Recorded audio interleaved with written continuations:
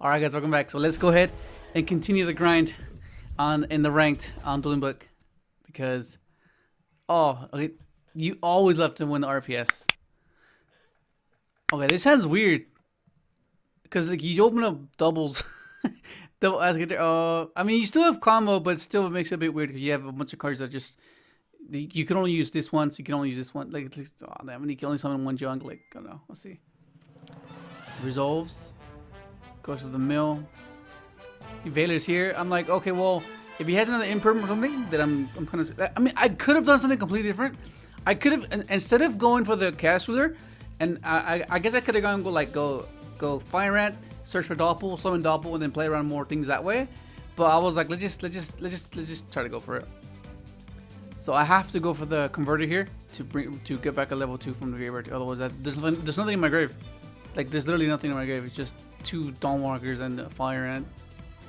It resolves, and I resolve the speeder. I'm like, oh, this is amazing. And then right here, this is where you have to hold your breath. Like after this resolves, like, okay, do you have like anything here? Like Rezo, do you have anything? And then if he doesn't have anything, then you're fine. Coast is clear. Go for the hot red. Set up the trail play.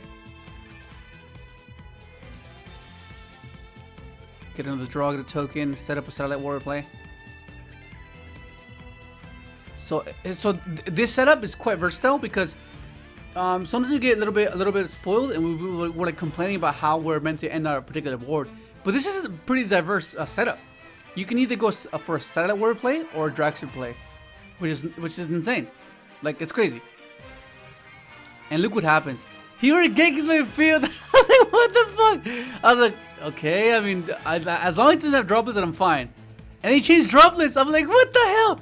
So he negates my, well, he attempts to use the negate my hot red. Oh wait, no, now that I think about it, it should have negated it. Oh no, because it dodges it. Never mind. Yeah.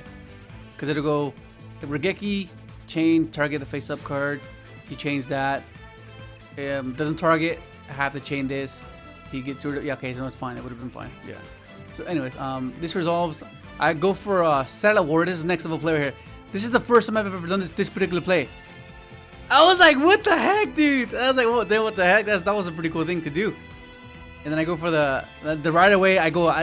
In case there's anything I could potentially negate or interact with, Drax is the only way to go. So I just go straight to shotgun the Dragster, and I get double tokens.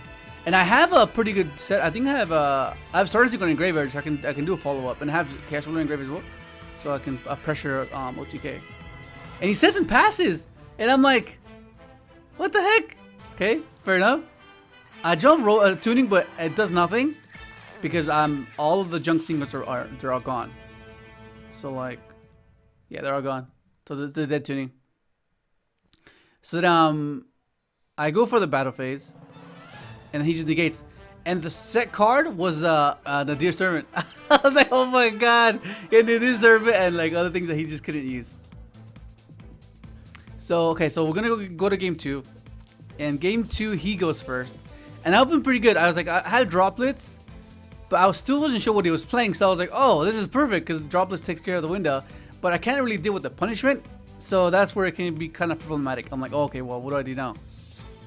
So then I go ahead and send the Omega, because this can shotgun this can force the schism, because you just target the construct, shuffle it, threaten it, and then have to go schism, and then that's when the win is just up in the clear, and you just negate it. So he goes passive. Oh my, I missed. Okay, I do what I meant to do. I shotgun it, right? Go for the thing. He's forced to do it. So what I should have done here, I was like, oh my god, I miscalculated this hard. Like I was like, there's no way he did, because I was like, okay, it's Rhoda. He says it's fine. I'm like, okay, well, okay, fair enough. So this is where I get greedy. I get super greedy here, because I was like, okay, if that's punishment, fair enough. Okay, I wasn't gonna win anyways. But if it's not punishment, then I should still be okay. But if it's an imperm, I lose, because like I'll go summon special Caligo, and then the imperm I just pass. So I have to go for the risky play. So if I'm playing as if I know that's an imperm, because I lose to punishment either way. So it's like, okay, well, I have to go for the other play. So then my theory was, okay, so I go Feather Converter, right? Effective Converter, search the junk, summon junk. He imperms. Okay, it's fine. Special Calico. Speeder. Boom. Done. But he did have the Ash. So I was like, oh my god. Like, that was just so bad. So I'm forced to set and pass. I negate the Maximus. And at this point, I'm like, past this point is mediocre. And this droplet's not going to do much. At worst, it'll save me. But then even then, the following turn, I'm just going to lose because he has a window set up. And I can't out the window now because the imperm didn't. It's gone. It's gone. I was like, well, okay, fair enough. So game 3. This is the good thing about this particular deck. If you win, I don't see why he Ash here. Even if he did Ash here, I don't know. I'm not sure what like he was. If he would have waited for this guy, he would have Ashed this guy. You know, that would have been quite a big hit. And yeah, because why would you Ash tuning? Like you should not Ash tuning. I mean, sometimes it can get you there because like I'll be like, oh well, I needed that Synchron or I need need that searching, that mill. But in this particular instance, I didn't really mind it. I had double tuning, so it was a bit weird. I think most of the time people get a bit like they contemplate interacting with it because like if you think about it, right, it gets you a search and it gets you a mill. It does two things, and that's quite like it's quite a prompt, you know. It kind of makes you want to hit it because like, oh, okay. So this is the good thing about Cupid pitch because like typically what happens is this would be a Cupid pitch, right? And then you would reduce instead of increase depending on your hand. Like you can either go to a dragster with the Doppel token. Watch, you see what I mean? Okay, so right here, like if you increase, it'll be a level 6, so you go dragster here. But since typically the sequence is you go into Excel, and then Excel sends the junk, and then that makes it level 2. But instead of doing this, you just decrease the Cupid pitch and make Marcha without having to use your Excel and save your Excel for later if you want to set up a satellite warrior play. Yeah, that's the good thing about Cupid pitch, and it gets you search Calico, which is nice.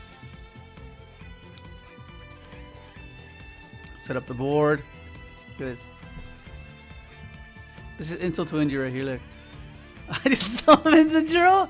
I summoned the Dragon of Direction, and like there's no way. There's just no way. Like Dark Ruler, what? Okay, it's fine. What did he do? What did he do?